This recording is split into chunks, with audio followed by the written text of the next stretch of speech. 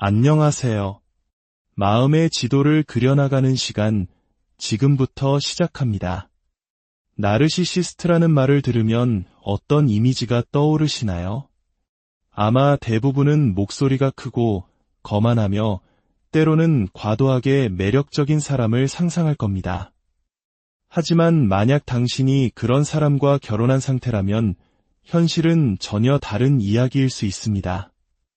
이것은 단순히 자존심이 센 사람의 이야기가 아닙니다. 이것은 마치 보이지 않는 독처럼 조용하지만 치밀하게 그리고 매우 전략적으로 한 사람의 영혼을 서서히 잠식해 들어가는 정서적 학대에 관한 이야기입니다. 만약 당신이 언젠가부터 내 집에서조차 살얼음판을 걷는 듯한 기분을 느껴본 적이 있다면 오늘 이 이야기는 바로 당신을 위한 것입니다. 오늘은 이론이 아닌 현실 속에서 나르시시스트 남편이 아내를 어떻게 대하는지 그 실체에 대해 깊이 파헤쳐 보고자 합니다. 사랑이라는 아름다운 이름으로 포장된 정서적 조종이 실제로는 어떤 모습인지 그 민낯을 함께 들여다보겠습니다. 기억해야 할 중요한 사실이 있습니다. 나르시시스트 남편은 처음부터 악당의 얼굴을 하고 당신의 삶에 나타나지 않습니다. 머리에 경고등을 켜거나 위험인물이라는 팻말을 들고 다가오지도 않죠. 오히려 그들은 당신이 꿈꿔왔던 모든 것을 주는 사람처럼 보입니다.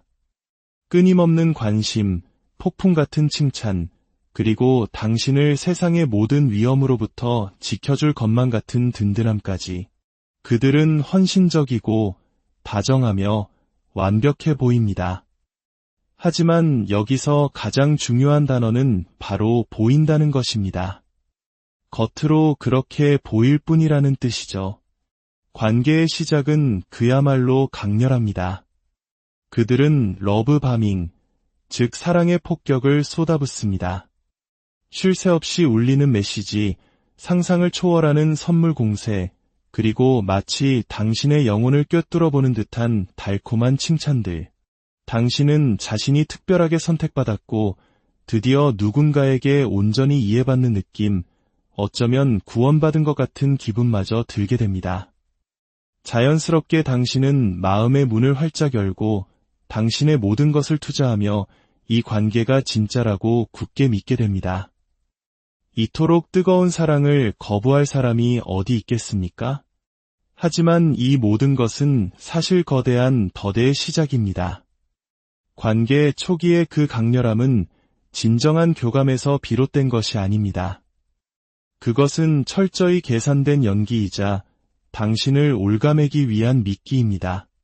당신이 그 관계에 완전히 발을 들이고 그가 주는 감정적 황홀감에 의존하기 시작하는 바로 그 순간 모든 것이 변하기 시작합니다. 어느 날 문득 그가 주던 사랑이 예전 같지 않다고 느끼게 됩니다. 더 이상 무조건적으로 주어지지 않는다는 것을 깨닫게 되죠. 이제 당신은 그의 사랑을 얻기 위해 노력해야만 합니다. 그가 원하는 말을 하고 그가 바라는 방식으로 행동하며 오직 그를 기쁘게 하는 모습에 당신이 되어야만 합니다. 만약 당신이 그가 정해놓은 틀에서 조금이라도 벗어나거나 반대의 의견을 내거나 혹은 그저 당신의 필요를 이야기하는 순간 당신에게 돌아오는 것은 차가운 외면, 무시, 심지어는 분노입니다. 이것은 서로를 성장시키는 건강한 사랑이 아닙니다. 이것은 당신의 머리 위에서 보상처럼 흔들리거나 더 나쁘게는 무기로 사용되는 통제의 한 형태일 뿐입니다. 바로 이렇게 정서적 조종은 조용하지만 강력하게 당신의 삶에 뿌리내리기 시작합니다. 당신 스스로를 찾고 순종적이며 늘 맞춰주는 사람으로 만들어야만 사랑받을 수 있다는 거짓된 메시지를 당신의 무의식 속에 심어놓는 것입니다. 당신은 이런 말들을 듣게 될 겁니다. 나는 당신을 위해 모든 걸 다 하는데, 혹은 농담처럼 던지는 말이지만 나니까 당신 같은 사람이랑 살아주는 거야 웃으며 하는 말 속에 그 메시지는 비수처럼 날아와 당신의 마음에 정확히 꽂힙니다. 당신은 스스로를 의심하기 시작합니다. 내가 너무 감정적인가? 내가 너무 감사할 줄 모르는 사람인가? 내가 너무 많은 걸 바라는 걸까? 당신이 그렇게 머릿속에서 수만 가지 생각으로 괴로워하는 동안 그는 상황을 통제하는 위치에서 당신을 지켜보고 있습니다. 이런 종류의 조종이 가장 위험한 이유는 그것이 크고 명백하게 드러나지 않는다는 점입니다. 매우 교묘하고 은밀하게 이루어지죠. 그래서 외부 사람들이 볼 때는 아무 문제도 없어 보입니다. 그들은 당신에게 꽃을 선물하고 카메라 앞에서 환하게 웃으며 아내를 얼마나 사랑하는지 주변에 떠벌리는 그 남자를 봅니다. 하지만 문이 닫히는 순간 그 미묘한 온도 변화를 느끼는 것은 오직 당신뿐입니다. 모든 칭찬에는 대가가 따르고 모든 친절한 행동 뒤에는 조건이 숨어 있다는 사실을 아는 것도 당신뿐입니다. 그리고 당신이 용기를 내어 이 문제에 대해 이야기하려고 할 때 그는 순식간에 상황을 뒤집어 버립니다. 갑자기 당신이 문제 있는 사람이 되어버리는 것이죠. 당신이 너무 예민하고 과대망상에 빠져 있다고 말합니다. 자신은 그저 당신을 돕고 사랑하려는 것뿐인데 그것도 몰라주는 당신이 오히려 이상한 사람이라고 몰아세웁니다. 이제 당신은 이 끝없는 순환에 갇히게 됩니다. 관계 초반에 만났던 당신을 여왕처럼 아껴주고 세상 전부라고 말해주던 그의 모습으로 돌아가기 위해 더 많이 노력하고 더 많이 희생합니다. 하지만 당신이 그토록 그리워하는 그의 모습은 더 이상 존재하지 않습니다. 어쩌면 처음부터 존재하지 않았을지도 모릅니다. 이것이 바로 사랑의 가면을 쓴 정서적 조종의 실체입니다. 이것은 교감에 관한 것이 아니라 철저히 통제에 관한 것입니다. 그리고 그 안에 오래 머물수록 당신은 이 관계의 진실을 직시하기가 더욱 어려워집니다. 당신은 단순히 그의 잔인함에 상처받는 것이 아니라 끝없는 혼란 속에서 괴로워하게 됩니다.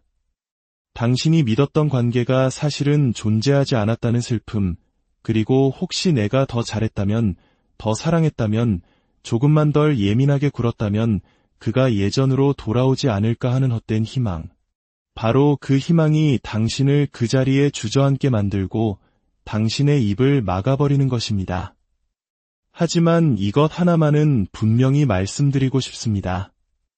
진정한 사랑은 당신에게 스스로를 축소하라고 요구하지 않습니다.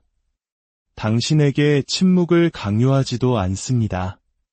진짜 사랑은 추측하게 만들지 않고 당신의 마음을 협상의 대상으로 삼지도 않습니다. 만약 당신이 매일 애정을 되찾기 위해 싸워야 하는 관계 속에 있다면 당신이 경험하고 있는 것은 사랑이 아니라 정서적 조종입니다. 사랑해라는 말로 포장된 조종은 여전히 조종일 뿐입니다. 가스라이팅은 항상 고함과 함께 시작되지 않습니다. 오히려 아주 부드러운 말투와 교묘하게 뒤틀린 문장으로 시작될 때가 많습니다. 그런 일 없었는데, 당신이 잘못 기억하고 있는 거야, 와 같은 말들. 처음에는 당신도 당신 자신을 살짝 의심할지도 모릅니다. 내가 정말 오해했나? 내가 너무 과민 반응했나? 하고 말이죠. 하지만 문제는 이런 일이 한두 번으로 끝나지 않는다는 것입니다. 그것은 계속해서 반복됩니다.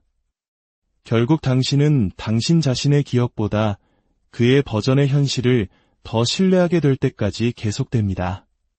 이것이 바로 가스라이팅의 무서운 힘입니다. 단순히 당신을 혼란스럽게 만드는 것을 넘어 당신을 길들이는 것입니다. 당신은 더 이상 문제를 제기하지 않고 마음속 불편함에 대해 이의를 제기하는 것을 멈춥니다. 그럴 때마다 돌아오는 것은 부정, 화제 전환, 혹은 조롱뿐이니까요. 당신은 예민하고 드라마틱하며 감정적이라는 비난을 듣게 됩니다. 결국 당신은 그 관계에서 살아남기 위해 스스로 침묵하는 법을 배웁니다. 일시적인 평화를 얻기 위해 당신의 목소리를 포기하는 것이죠. 그리고 여기서 상황은 더욱 교묘해집니다. 나르시시스트 남편들은 이러한 가스라이팅을 하면서도 겉으로는 매우 침착하고 이성적인 가면을 쓰고 있습니다. 그래서 그가 당신은 항상 별일 아닌 걸로 유난을 떨어 라고 말할 때 마치 당신을 돕기 위해 조언하는 것처럼 들립니다. 내 말은 그런 뜻이 아니었는데 당신이 오해한 거야 라고 말할 때는 친절하게 설명해 주는 것처럼 느껴집니다. 하지만 그가 그런 말을 할 때마다 그는 교묘하게 문제의 초점을 자신의 행동이 아닌 당신의 반응으로 옮겨버립니다. 이제 당신은 그가 무슨 말을 했고 무슨 행동을 했는지에 대해 이야기하는 대신 그것에 대한 당신의 감정이 정당했는지를 방어해야 하는 입장이 됩니다. 당신은 내가 너무 심했나? 내가 상상한 건가? 그냥 넘어갔어야 했나? 와 같은 생각의 미로에 갇히게 됩니다. 당신이 당신 자신의 감정을 분석하느라 지쳐갈 때쯤 원래의 문제는 이미 저 멀리 사라지고 없습니다. 이것은 문제 해결이 아니라 심리적 조작입니다. 이것이 외부에서는 보이지 않기 때문에 더욱 파괴적입니다.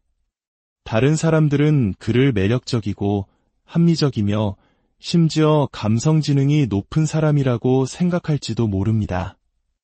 그들은 당신이 집안에서 밟고 다니는 감정의 지뢰밭을 보지 못합니다. 문이 닫힌 후 그가 사용하는 싸늘한 말투나 당신을 미친 사람처럼 느끼게 만드는 완벽한 단어 선택을 듣지 못합니다. 다른 사람이 지적할 만큼 명백한 증거는 남기지 않으면서도 당신의 영혼을 갉아먹는 그 교묘함을 모릅니다. 그는 실시간으로 역사를 다시 씁니다. 당신에게는 상처로 남아 생생하게 기억나는 대화, 그 순간들이 그에게는 아예 없었던 일이 되어버립니다. 당신이 분명히 이렇게 말했잖아 라고 주장하면 그는 당신이 말을 왜곡하고 기억력이 나쁘다고 비난합니다. 심지어는 그런 이야기를 꺼내는 당신이 불안정해 보인다고 걱정하는 척까지 합니다. 이렇게 끊임없이 현실이 뒤집히는 경험은 당신의 자신감을 좀먹습니다. 당신은 당신의 직감을 더 이상 믿지 못하게 되고 무엇이 진실인지 무엇이 현실인지 판단하는 것을 그에게 의존하게 됩니다. 일단 이런 의존 관계가 형성되면 당신은 더 이상 감정적으로 취약한 상태가 아니라 그에게 종속된 상태가 됩니다. 그리고 그것이 바로 그들이 원하는 목표입니다. 감정적이라는 것은 약점이 아닙니다. 무례함에 반응하는 것이 당신을 불안정한 사람으로 만들지 않습니다. 당신의 경계를 지키는 것이 상대를 통제하려는 것이 아닙니다. 이것들은 모두 나르시시스트들이 상황을 뒤집고 당신의 가치를 의심하게 만들기 위해 사용하는 서사일 뿐입니다. 당신이 겪는 이 혼란스러움, 그것이야말로 가스라이팅이 남기는 가장 확실한 증거입니다. 당신이 뭔가 확실하다고 믿었던 것에 대한 통제력을 잃어가는 느낌, 그것은 우연이 아니라 철저히 의도된 결과입니다. 그가 당신을 계속 의심하게 만들 수 있다면 그는 계속해서 당신을 통제할 수 있기 때문입니다. 당신의 기억이 법정이 되고 그가 항상 승소하는 변호사가 될 때 그것을 무시하지 마십시오. 그것은 소통의 문제가 아니라 명백한 가스라이팅입니다. 고립은 당신이 알아차리지 못하는 사이에 실시간으로 진행됩니다. 그래서 더 효과적이죠. 방 안에 당신을 가두는 방식이 아닙니다. 오히려 걱정이라는 탈을 쓰고 나타납니다. 그 친구는 너한테 별로 좋은 영향을 주는 것 같지 않아. 혹은 내 부모님은 우리 관계를 별로 지지하지 않으시는 것 같지? 이런 말들로 시작됩니다. 보호라는 이름으로 다가오기 때문에 당신은 그의 말을 듣고 신뢰하게 됩니다. 처음에는 작은 의심의 씨앗을 심는 것에서 시작합니다. 당신의 가장 친한 친구가 뒤에서 당신 흉을 본다거나 당신에게 나쁜 조언을 해준다고 말합니다. 혹은 당신의 부모님이 너무 우리 일에 간섭하시거나 우리 결혼을 존중하지 않는다고 말할 수도 있습니다. 그는 이런 말들을 매우 부드럽고 심지어는 당신을 위하는 듯한 걱정스러운 어조로 전달합니다. 시간이 지나면서 그 패턴은 명확해집니다. 당신의 든든한 지원군이었고 안전한 피난처였던 사람들이 점차 위험하고 믿을 수 없으며 불필요한 존재처럼 느껴지기 시작합니다. 당신은 조금씩 그들에게서 멀어집니다. 약속을 취소하고 전화를 덜 하게 되고 당신의 속마음을 나누지 않게 됩니다. 이제 당신이 그들과 무언가를 공유할 때마다 그는 그것을 문제 삼고 비난하며 의심의 씨앗을 뿌리기 때문입니다. 당신은 원해서가 아니라 그저 더 이상의 갈등을 피하는 것이 더 쉽기 때문에 연락을 끊게 됩니다. 그러다 문득 정신을 차려보면 당신 곁에는 아무도 남아있지 않다는 것을 깨닫게 됩니다. 고립은 항상 감옥처럼 느껴지지는 않습니다. 때로는 갈등과 긴장이 줄어들었기 때문에 평화처럼 느껴지기도 합니다. 하지만 그 평화는 만들어진 가짜 평화입니다. 안전함이 아닌 억압에서 오는 고요함일 뿐입니다. 당신과 대화하는 사람이 줄어들수록 당신의 건강한 자아를 비춰주는 거울도 줄어듭니다. 나르시시스트 남편은 바로 그것을 원합니다. 외부의 목소리가 사라지면 그의 목소리가 당신이 듣는 유일한 목소리가 되기 때문입니다.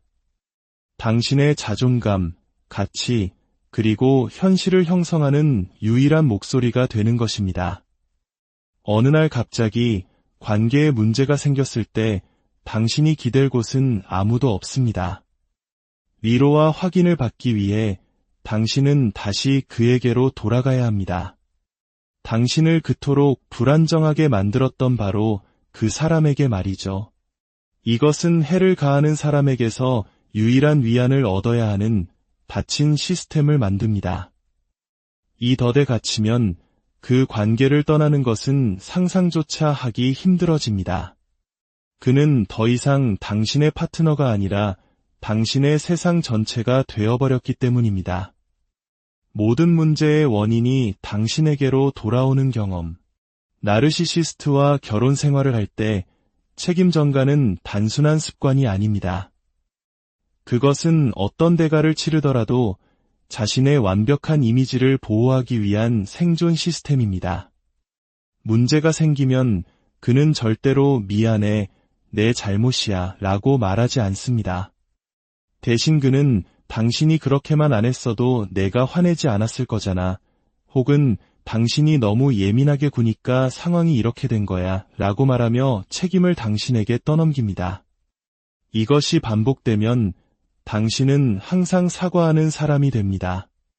심지어 당신이 무엇을 잘못했는지도 모른 채 말이죠. 당신은 그의 기분을 상하게 하지 않기 위해, 그의 분노를 유발하지 않기 위해 항상 조심하게 됩니다.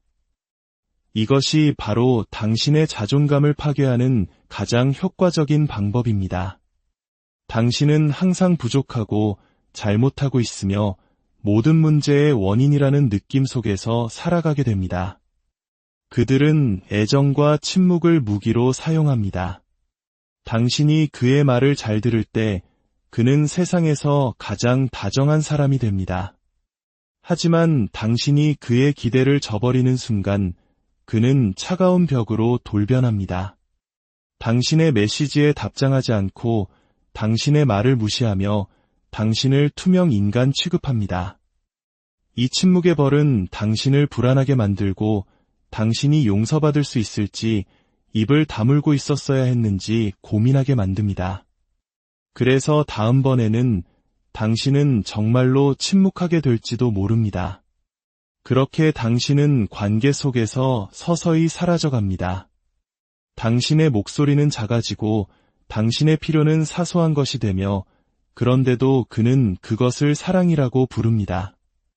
하지만 진정한 사랑은 당신을 굶주리게 하지 않습니다. 자신의 뜻대로 되지 않는다고 해서 침묵하지도 않습니다. 만약 오늘 제 이야기 속에서 당신 자신의 모습을 발견했다면, 만약 이야기들이 너무나 익숙하게 들렸다면 이것 하나만은 기억해 주십시오. 당신은 과민 반응하는 것이 아니며 모든 것을 상상해내는 것도 아닙니다. 나르시시스트적 학대는 항상 부러진 뼈나 날카로운 비명으로 나타나지 않습니다. 때로는 조용한 침묵 속에서 당신이라는 존재가 서서히 움츠러들고 희미해지는 형태로 나타납니다. 당신을 오해하기로 작정한 사람에게 당신 자신을 설명하려 했으며 수년을 보낼 수 있습니다. 평화를 지키기 위해 끊임없이 당신 자신을 구부리고 타협할 수도 있습니다. 하지만 당신의 목소리, 존엄성, 그리고 정체성을 대가로 치른 평화는 더 이상 평화가 아닙니다. 그것은 생존일 뿐입니다. 저는 당신이 생존 그 이상을 누리기를 바랍니다. 당신의 감정이 당신을 공격하는 증거가 되지 않는 관계, 사랑이 거래가 아닌 관계, 당신이 편리할 때만이 아니라 항상 존중받는 관계를 누릴 자격이 당신에게는 있습니다. 그러니 지금 이 순간 지치고 혼란스럽고 스스로를 의심하고 있다면 부디 기억하십시오. 책임지기를 거부하는 사람을 고치는 것은 당신의 일이 아닙니다. 당신의 일은 당신의 영혼을 보호하고 당신의 목소리를 되찾으며 더 이상 최소한의 것을 구걸하지 않아도 되는 당신 자신을 향해 걸어나가는 것입니다. 그리고 확신을 가지고 말씀드립니다. 이 고통의 터널 끝에는 분명 새로운 삶이 있습니다. 명료함이 있고 진정한 평화가 있습니다. 하지만 그 모든 것은 다른 사람의 잘못된 행동에 대해 당신 자신을 탓하는 것을 멈추는 바로 그 순간부터 시작됩니다. 당신은 아무것도 잘못하지 않았습니다. 이 모든 것은 당신의 탓이 아닙니다. 만약 오늘 이야기가 당신의 마음을 울렸거나 혹은 주변에 힘들어하는 누군가가 떠올랐다면 이 콘텐츠를 공유하는 것이 작지만 큰 위로와 힘이 될 수 있습니다. 여러분의 좋아요와 구독은 저희가 더 깊이 있고 의미 있는 이야기를 만드는데 큰 원동력이 됩니다. 부디 당신의 마음에도 안녕하세요. 마음의 지도를 그려나가는 시간, 지금부터 시작합니다. 나르시시스트라는 말을 들으면 어떤 이미지가 떠오르시나요? 아마 대부분은 목소리가 크고 거만하며 때로는 과도하게 매력적인 사람을 상상할 겁니다. 하지만 만약 당신이 그런 사람과 결혼한 상태라면 현실은 전혀 다른 이야기일 수 있습니다. 이것은 단순히 자존심이 센 사람의 이야기가 아닙니다. 이것은 마치 보이지 않는 독처럼 조용하지만 치밀하게 그리고 매우 전략적으로 한 사람의 영혼을 서서히 잠식해 들어가는 정서적 학대에 관한 이야기입니다. 만약 당신이 언젠가부터 내 집에서조차 살얼음판을 걷는 듯한 기분을 느껴본 적이 있다면 오늘 이 이야기는 바로 당신을 위한 것입니다. 오늘은 이론이 아닌 현실 속에서 나르시시스트 남편이 아내를 어떻게 대하는지 그 실체에 대해 깊이 파헤쳐 보고자 합니다. 사랑이라는 아름다운 이름으로 포장된 정서적 조종이 실제로는 어떤 모습인지 그 민낯을 함께 들여다보겠습니다. 기억해야 할 중요한 사실이 있습니다. 나르시시스트 남편은 처음부터 악당의 얼굴을 하고 당신의 삶에 나타나지 않습니다. 머리에 경고등을 켜거나 위험인물이라는 팻말을 들고 다가오지도 않죠. 오히려 그들은 당신이 꿈꿔왔던 모든 것을 주는 사람처럼 보입니다. 끊임없는 관심, 폭풍 같은 칭찬, 그리고 당신을 세상의 모든 위험으로부터 지켜줄 것만 같은 든든함까지. 그들은 헌신적이고 다정하며 완벽해 보입니다. 하지만 여기서 가장 중요한 단어는 바로 보인다는 것입니다. 겉으로 그렇게 보일 뿐이라는 뜻이죠. 관계의 시작은 그야말로 강렬합니다. 그들은 러브바밍, 즉 사랑의 폭격을 쏟아붓습니다. 쉴 새 없이 울리는 메시지, 상상을 초월하는 선물 공세, 그리고 마치 당신의 영혼을 꿰뚫어 보는 듯한 달콤한 칭찬들. 당신은 자신이 특별하게 선택받았고 드디어 누군가에게 온전히 이해받는 느낌, 어쩌면 구원받은 것 같은 기분마저 들게 됩니다. 자연스럽게 당신은 마음의 문을 활짝 열고 당신의 모든 것을 투자하며 이 관계가 진짜라고 굳게 믿게 됩니다. 이토록 뜨거운 사랑을 거부할 사람이 어디 있겠습니까? 하지만 이 모든 것은 사실 거대한 더대의 시작입니다. 관계 초기의 그 강렬함은 진정한 교감에서 비롯된 것이 아닙니다. 그것은 철저히 계산된 연기이자 당신을 올가매기 위한 미끼입니다. 당신이 그 관계에 완전히 발을 들이고 그가 주는 감정적 황홀감에 의존하기 시작하는 바로 그 순간 모든 것이 변하기 시작합니다. 어느 날 문득 그가 주던 사랑이 예전 같지 않다고 느끼게 됩니다. 더 이상 무조건적으로 주어지지 않는다는 것을 깨닫게 되죠. 이제 당신은 그의 사랑을 얻기 위해 노력해야만 합니다. 그가 원하는 말을 하고 그가 바라는 방식으로 행동하며 오직 그를 기쁘게 하는 모습의 당신이 되어야만 합니다. 만약 당신이 그가 정해놓은 틀에서 조금이라도 벗어나거나 반대의 의견을 내거나 혹은 그저 당신의 필요를 이야기하는 순간 당신에게 돌아오는 것은 차가운 외면, 무시, 심지어는 분노입니다. 이것은 서로를 성장시키는 건강한 사랑이 아닙니다. 이것은 당신의 머리 위에서 보상처럼 흔들리거나 더 나쁘게는 무기로 사용되는 통제의 한 형태일 뿐입니다. 바로 이렇게 정서적 조종은 조용하지만 강력하게 당신의 삶에 뿌리내리기 시작합니다. 당신 스스로를 작고 순종적이며 늘 맞춰주는 사람으로 만들어야만 사랑받을 수 있다는 거짓된 메시지를 당신의 무의식 속에 심어놓는 것입니다. 당신은 이런 말들을 듣게 될 겁니다. 나는 당신을 위해 모든 걸 다 하는데, 혹은 농담처럼 던지는 말이지만 나니까 당신 같은 사람이랑 살아주는 거야 웃으며 하는 말 속에 그 메시지는 비수처럼 날아와 당신의 마음에 정확히 꽂힙니다. 당신은 스스로를 의심하기 시작합니다.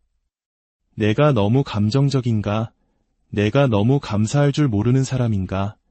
내가 너무 많은 걸 바라는 걸까? 당신이 그렇게 머릿속에서 수만 가지 생각으로 괴로워하는 동안 그는 상황을 통제하는 위치에서 당신을 지켜보고 있습니다. 이런 종류의 조종이 가장 위험한 이유는 그것이 크고 명백하게 드러나지 않는다는 점입니다. 매우 교묘하고 은밀하게 이루어지죠. 그래서 외부 사람들이 볼 때는 아무 문제도 없어 보입니다.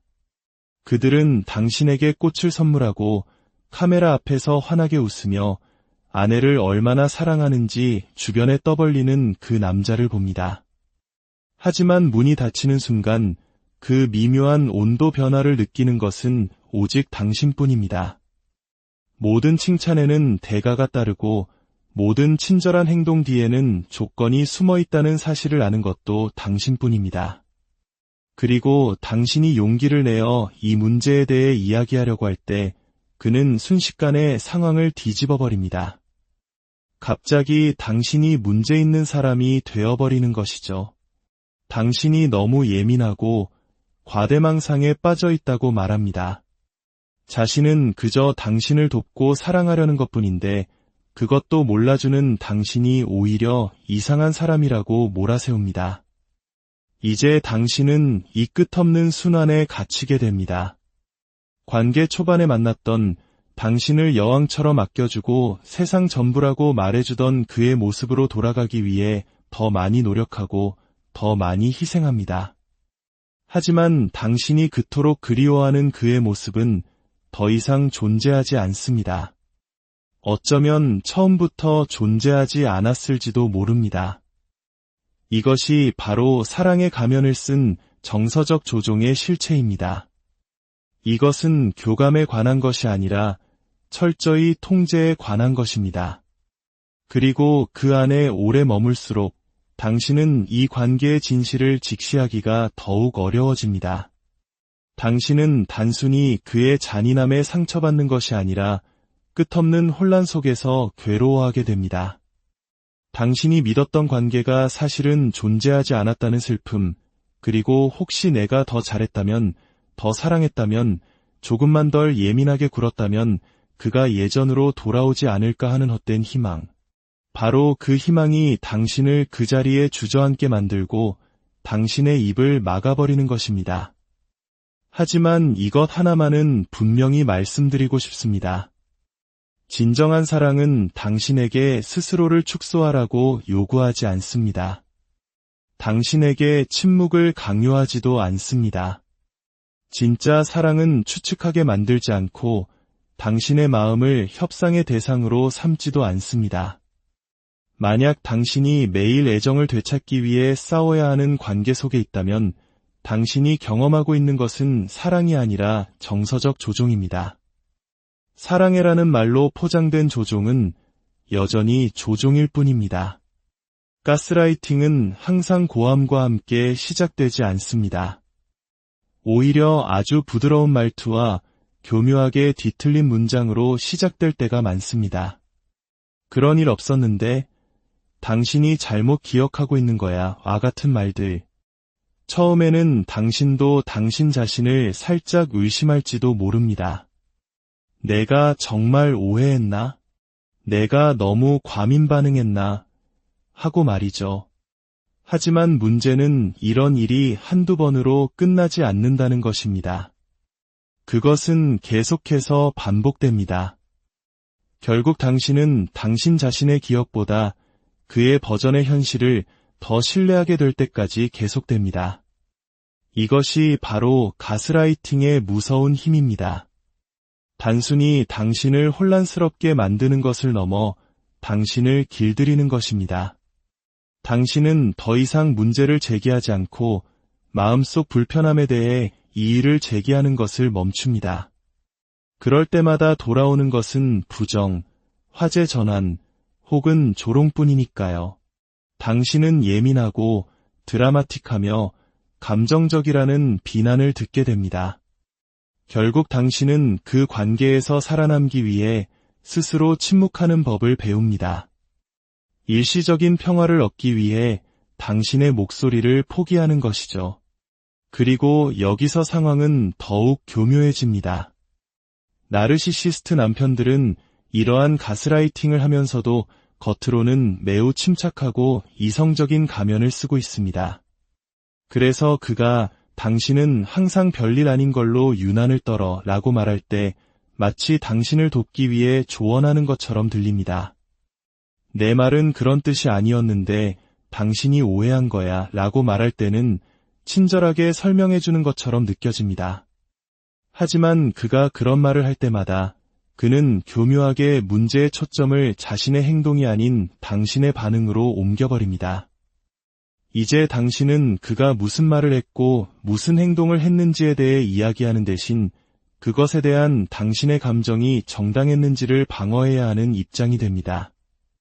당신은 내가 너무 심했나? 내가 상상한 건가? 그냥 넘어갔어야 했나? 와 같은 생각의 미로에 갇히게 됩니다. 당신이 당신 자신의 감정을 분석하느라 지쳐갈 때쯤 원래의 문제는 이미 저 멀리 사라지고 없습니다. 이것은 문제 해결이 아니라 심리적 조작입니다. 이것이 외부에서는 보이지 않기 때문에 더욱 파괴적입니다. 다른 사람들은 그를 매력적이고 합리적이며 심지어 감성 지능이 높은 사람이라고 생각할지도 모릅니다. 그들은 당신이 집안에서 밟고 다니는 감정의 지뢰밭을 보지 못합니다. 문이 닫힌 후 그가 사용하는 싸늘한 말투나 당신을 미친 사람처럼 느끼게 만드는 완벽한 단어 선택을 듣지 못합니다. 다른 사람이 지적할 만큼 명백한 증거는 남기지 않으면서도 당신의 영혼을 갉아먹는 그 교묘함을 모릅니다. 그는 실시간으로 역사를 다시 씁니다. 당신에게는 상처로 남아 생생하게 기억나는 대화, 그 순간들이 그에게는 아예 없었던 일이 되어버립니다. 당신이 분명히 이렇게 말했잖아 라고 주장하면 그는 당신이 말을 왜곡하고 기억력이 나쁘다고 비난합니다. 심지어는 그런 이야기를 꺼내는 당신이 불안정해 보인다고 걱정하는 척까지 합니다. 이렇게 끊임없이 현실이 뒤집히는 경험은 당신의 자신감을 좀먹습니다. 당신은 당신의 직감을 더 이상 믿지 못하게 되고 무엇이 진실인지, 무엇이 현실인지 판단하는 것을 그에게 의존하게 됩니다. 일단 이런 의존 관계가 형성되면 당신은 더 이상 감정적으로 취약한 상태가 아니라 그에게 종속된 상태가 됩니다. 그리고 그것이 바로 그들이 원하는 목표입니다. 감정적이라는 것은 약점이 아닙니다. 무례함에 반응하는 것이 당신을 불안정한 사람으로 만들지 않습니다. 당신의 경계를 지키는 것이 상대를 통제하려는 것이 아닙니다. 이것들은 모두 나르시시스트들이 상황을 뒤집고 당신의 가치를 의심하게 만들기 위해 사용하는 서사일 뿐입니다. 당신이 겪는 이 혼란스러움, 그것이야말로 가스라이팅이 남기는 가장 확실한 증거입니다. 당신이 뭔가 확실하다고 믿었던 것에 대한 통제력을 잃어가는 느낌, 그것은 우연이 아니라 철저히 의도된 결과입니다. 그가 당신을 계속 의심하게 만들 수 있다면 그는 계속해서 당신을 통제할 수 있기 때문입니다. 당신의 기억이 법정이 되고 그가 항상 승소하는 변호사가 될 때 그것을 무시하지 마십시오. 그것은 소통의 문제가 아니라 명백한 가스라이팅입니다. 고립은 당신이 알아차리지 못하는 사이에 실시간으로 진행됩니다. 그래서 더 효과적이죠. 방 안에 당신을 가두는 방식이 아닙니다. 오히려 걱정이라는 탈을 쓰고 나타납니다. 그 친구는 너한테 별로 좋은 영향을 주는 것 같지 않아. 혹은 내 부모님은 우리 관계를 별로 지지하지 않으시는 것 같지? 이런 말들로 시작됩니다. 보호라는 이름으로 다가오기 때문에 당신은 그의 말을 듣고 신뢰하게 됩니다. 처음에는 작은 의심의 씨앗을 심는 것에서 시작합니다. 당신의 가장 친한 친구가 뒤에서 당신 흉을 본다거나 당신에게 나쁜 조언을 해준다고 말합니다. 혹은 당신의 부모님이 너무 우리 일에 간섭하시거나 우리 결혼을 존중하지 않는다고 말할 수도 있습니다. 그는 이런 말들을 매우 부드럽고 심지어는 당신을 위하는 듯한 걱정스러운 어조로 전달합니다. 시간이 지나면서 그 패턴은 명확해집니다. 당신의 든든한 지원군이었고 안전한 피난처였던 사람들이 점차 위험하고 믿을 수 없으며 불필요한 존재처럼 느껴지기 시작합니다. 당신은 조금씩 그들에게서 멀어집니다. 약속을 취소하고 전화를 덜 하게 되고 당신의 속마음을 나누지 않게 됩니다. 이제 당신이 그들과 무언가를 공유할 때마다 그는 그것을 문제 삼고 비난하며 의심의 씨앗을 뿌리기 때문입니다.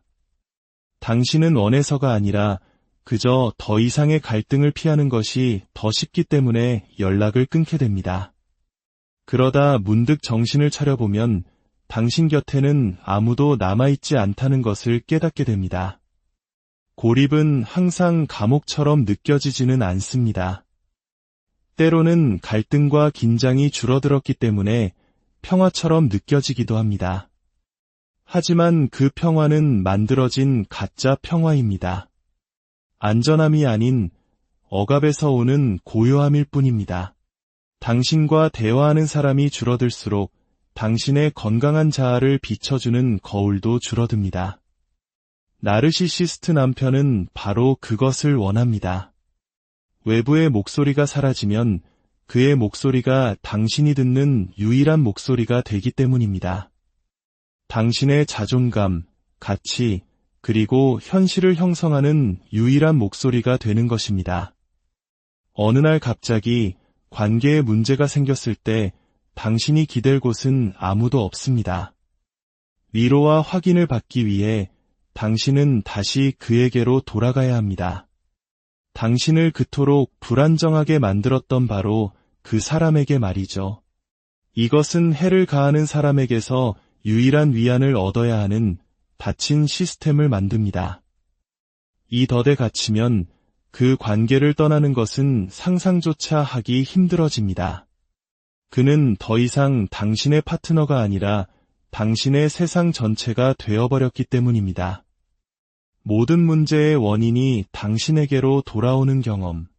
나르시시스트와 결혼 생활을 할 때 책임 전가는 단순한 습관이 아닙니다. 그것은 어떤 대가를 치르더라도 자신의 완벽한 이미지를 보호하기 위한 생존 시스템입니다.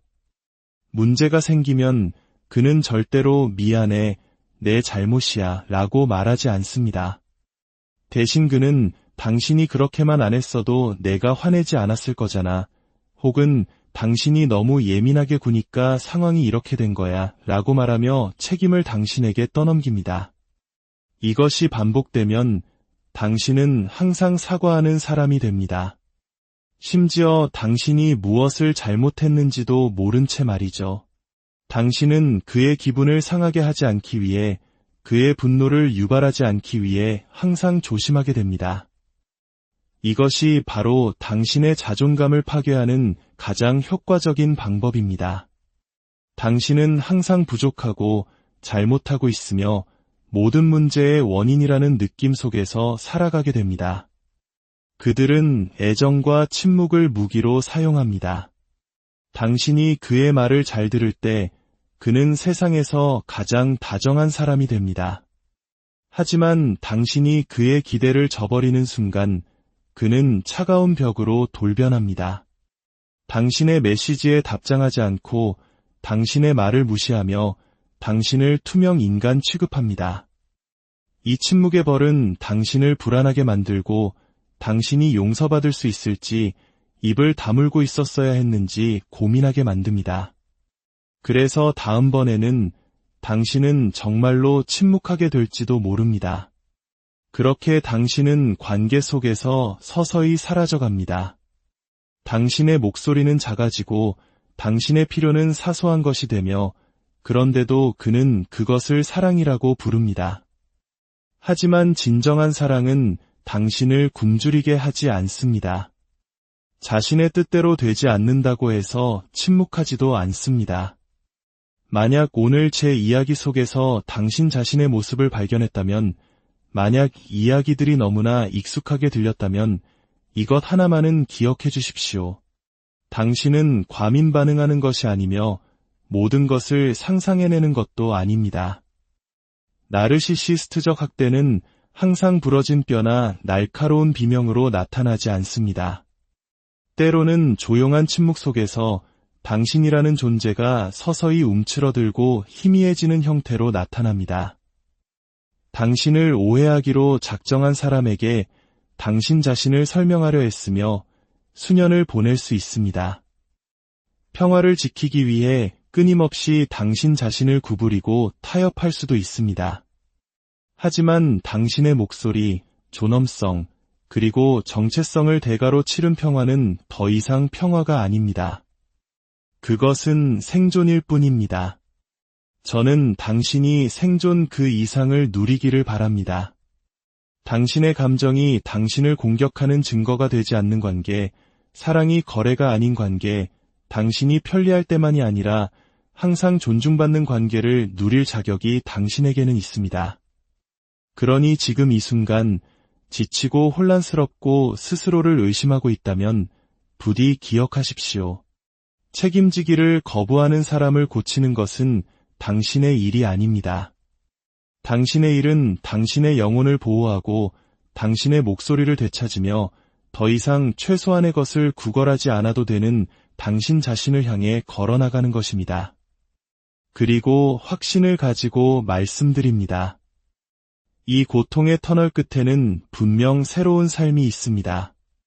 명료함이 있고 진정한 평화가 있습니다. 하지만 그 모든 것은 다른 사람의 잘못된 행동에 대해 당신 자신을 탓하는 것을 멈추는 바로 그 순간부터 시작됩니다. 당신은 아무것도 잘못하지 않았습니다. 이 모든 것은 당신의 탓이 아닙니다. 만약 오늘 이야기가 당신의 마음을 울렸거나 혹은 주변에 힘들어하는 누군가가 떠올랐다면 이 콘텐츠를 공유하는 것이 작지만 큰 위로와 힘이 될 수 있습니다. 여러분의 좋아요와 구독은 저희가 더 깊이 있고 의미 있는 이야기를 만드는데 큰 원동력이 됩니다. 부디 당신의 마음에도 안녕하세요. 마음의 지도를 그려나가는 시간, 지금부터 시작합니다. 나르시시스트라는 말을 들으면 어떤 이미지가 떠오르시나요? 아마 대부분은 목소리가 크고 거만하며 때로는 과도하게 매력적인 사람을 상상할 겁니다.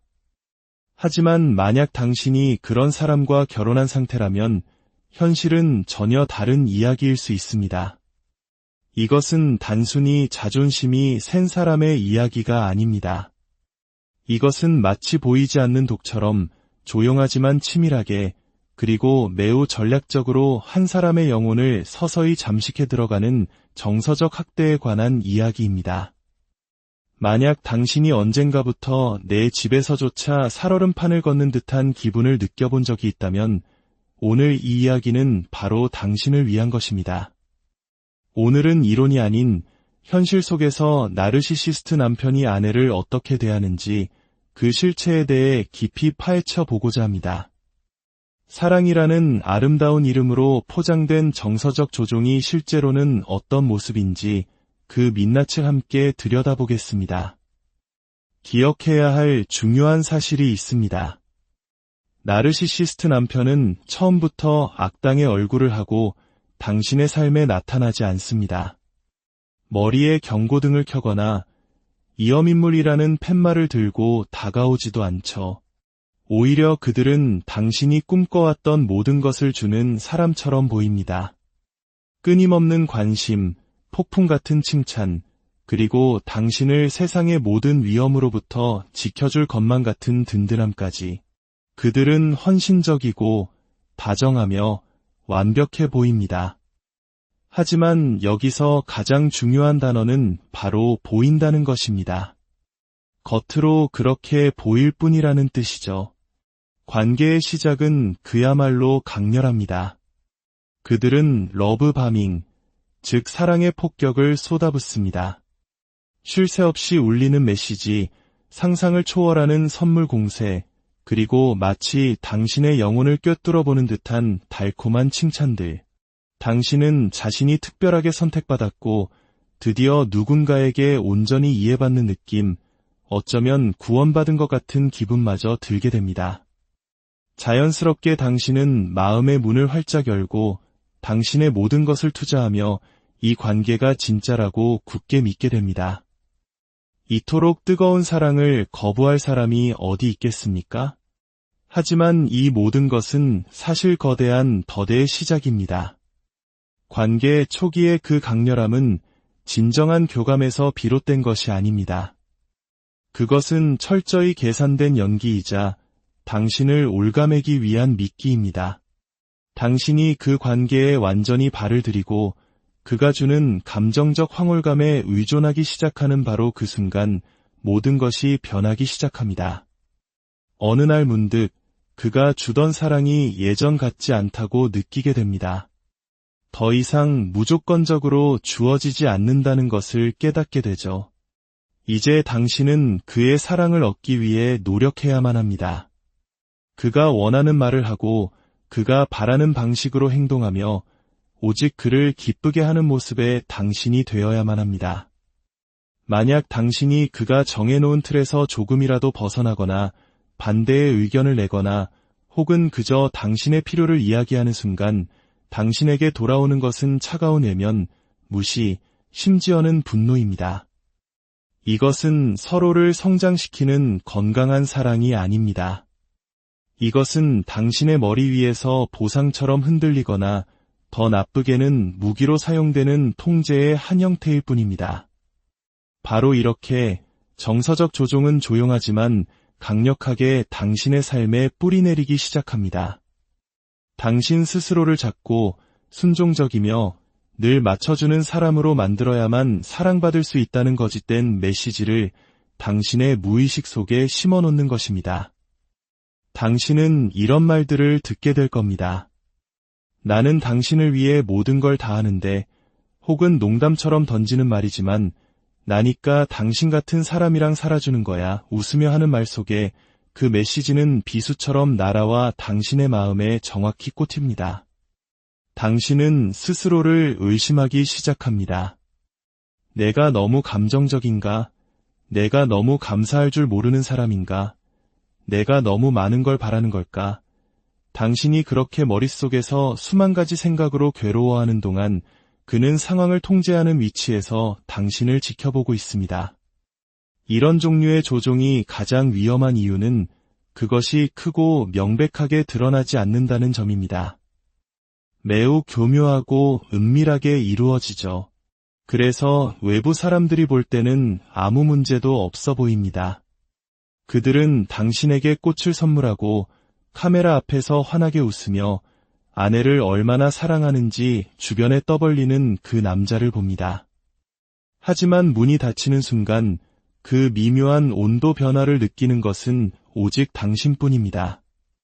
모든 칭찬에는 대가가 따르고 모든 친절한 행동 뒤에는 조건이 숨어 있다는 사실을 아는 것도 당신뿐입니다. 그리고 당신이 용기를 내어 이 문제에 대해 이야기하려고 할 때 그는 순식간에 상황을 뒤집어 버립니다. 갑자기 당신이 문제 있는 사람이 되어버리는 것이죠. 당신이 너무 예민하고 과대망상에 빠져 있다고 말합니다. 자신은 그저 당신을 돕고 사랑하려는 것뿐인데 그것도 몰라주는 당신이 오히려 이상한 사람이라고 몰아세웁니다. 이제 당신은 이 끝없는 순환에 갇히게 됩니다.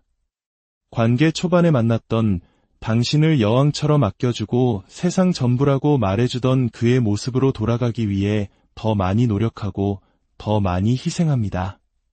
하지만 당신이 그토록 그리워하는 그의 모습은 더 이상 존재하지 않습니다. 어쩌면 처음부터 존재하지 않았을지도 모릅니다. 이것이 바로 사랑의 가면을 쓴 정서적 조종의 실체입니다. 이것은 교감에 관한 것이 아니라 철저히 통제에 관한 것입니다. 그리고 그 안에 오래 머물수록 당신은 이 관계의 진실을 직시하기가 더욱 어려워집니다. 당신은 단순히 그의 잔인함에 상처받는 것이 아니라 끝없는 혼란 속에서 괴로워하게 됩니다. 당신이 믿었던 관계가 사실은 존재하지 않았다는 슬픔, 그리고 혹시 내가 더 잘했다면, 더 사랑했다면, 조금만 덜 예민하게 굴었다면 그가 예전으로 돌아오지 않을까 하는 헛된 희망. 바로 그 희망이 당신을 그 자리에 주저앉게 만들고 당신의 입을 막아버리는 것입니다. 하지만 이것 하나만은 분명히 말씀드리고 싶습니다.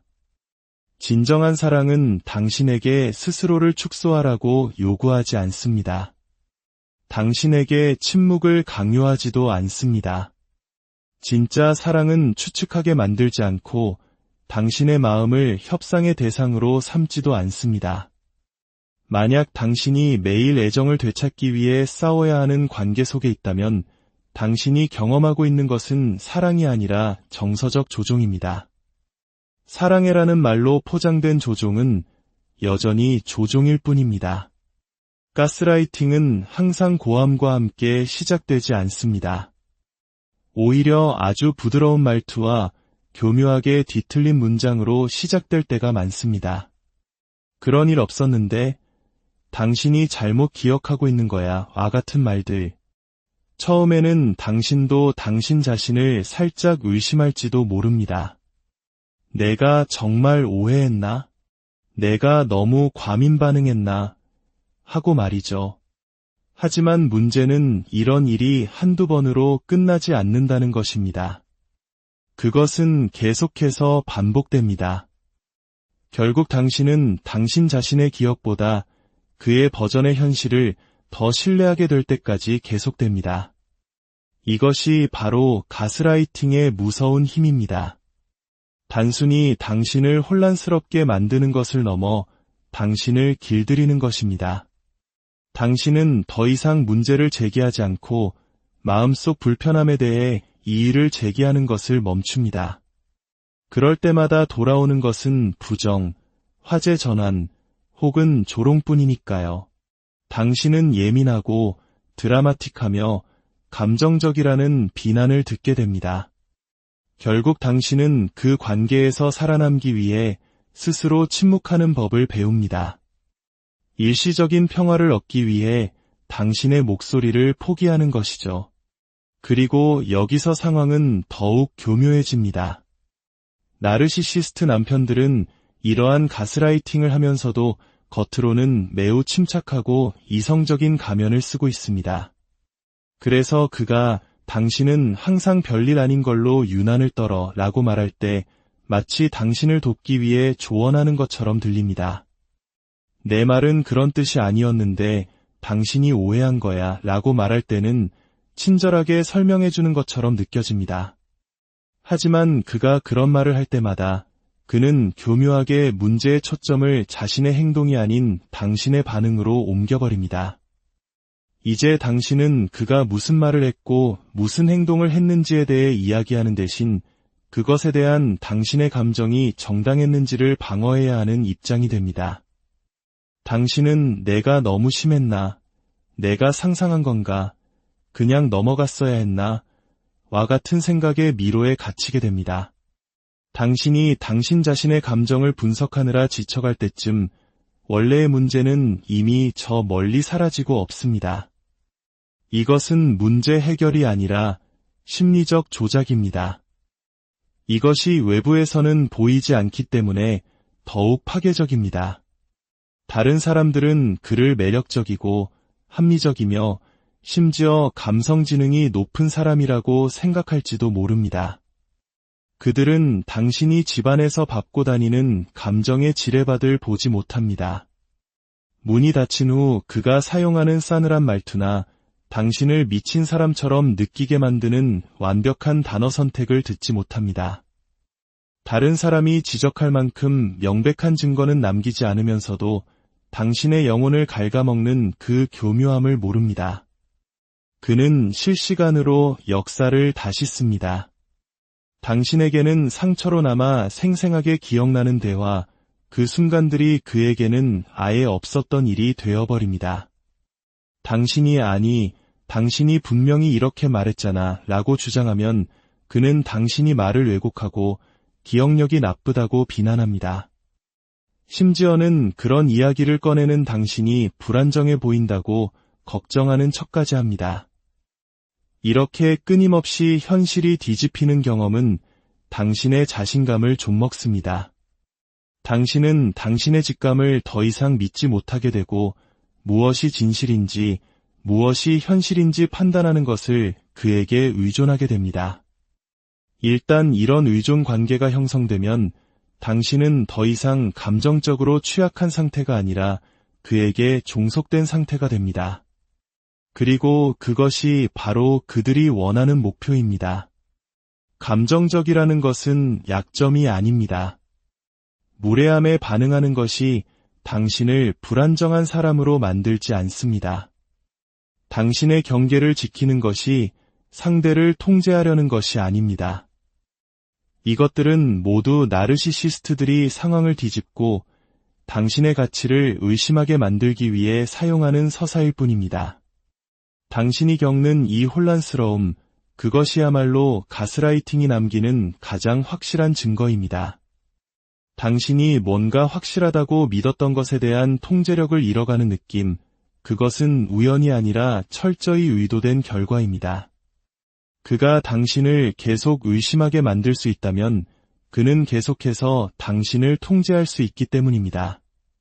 당신의 기억이 법정이 되고 그가 항상 승소하는 변호사가 될 때 그것을 무시하지 마십시오. 그것은 소통의 문제가 아니라 명백한 가스라이팅입니다. 고립은 당신이 알아차리지 못하는 사이에 실시간으로 진행됩니다. 그래서 더 효과적이죠. 방 안에 당신을 가두는 방식이 아닙니다. 오히려 걱정이라는 탈을 쓰고 나타납니다. 그 친구는 너한테 별로 좋은 영향을 주는 것 같지 않아. 혹은 내 부모님은 우리 관계를 별로 지지하지 않으시는 것 같지? 이런 말들로 시작됩니다. 보호라는 이름으로 다가오기 때문에 당신은 그의 말을 듣고 신뢰하게 됩니다. 처음에는 작은 의심의 씨앗을 심는 것에서 시작합니다. 당신의 가장